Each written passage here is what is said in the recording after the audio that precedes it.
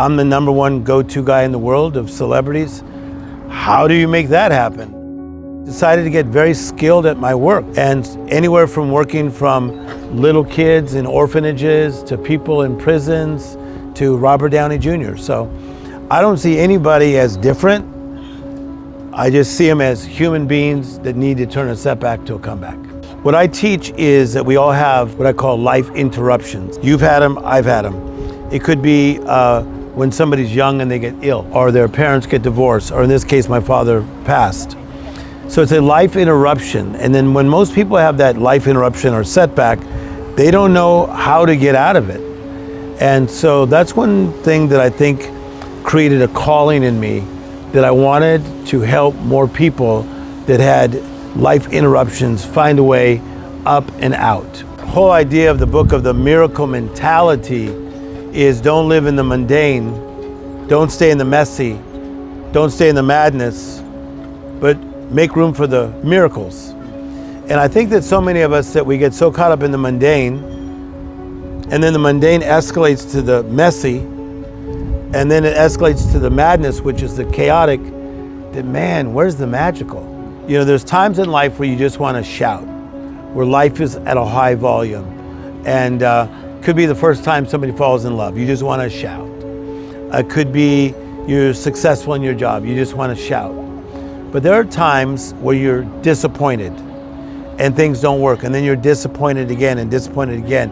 And it feels like, watch this play on words, life has knocked the shout out of you. And that shout goes down to a whisper. And if you notice, a lot of people that you grew up with, they don't have a shout anymore. Their shout became a whisper. It's like, hey, how's it going? Well, step by step. How's your marriage going? Okay. How's your job? Okay. And they find themselves in the land of okay, but I believe you can get your shout back. That idea of listening, but also the fact that I learned through my research and study how to turn a setback into a comeback. Like, I'll give you like 3 points. Please. So when somebody has a setback, what happens to them, most times they go very singular. They go really inward. So if they go through a divorce, they go very inward, or they lost their job, they go inward. Anxiety or depression, pandemic, they go very inward. But when you have a setback, the first thing you got to do is you got to become awake. You got to become conscious, and you got to say, oh my gosh, we're in the middle of a pandemic, and we may need to be locked down for a month. A month turned into another month, and then to over a year, right? So number one, become awake. Secondly, you have to take inventory. Take realistic inventory, like in the pandemic. Where am I financially? Where am I with my job? Where am I with my mental health? How is my family doing? How's my country doing? How's this world doing? So number one, you become awake. Secondly, you take inventory. But here's a powerful thing. You have to partner with the right people. I feel that a lot of people, when they have a setback, they don't have the right people to partner with. So that's what I always wanted to become, and that's what I became. I wanted to be the person that somebody could link hands with and say, come on, Tim Storey, you may not know everything, but you know how to get people from a setback to a comeback. I'm the partner, power person. I'm inspired by the little things in life. I have this saying that miracles are either coming or going at all times. My last book is called The Miracle Mentality. And to have a miracle mentality is to look for the extraordinary, look for the unusual, look for the uncommon. And the other day, I was really busy on a lot of Zoom calls.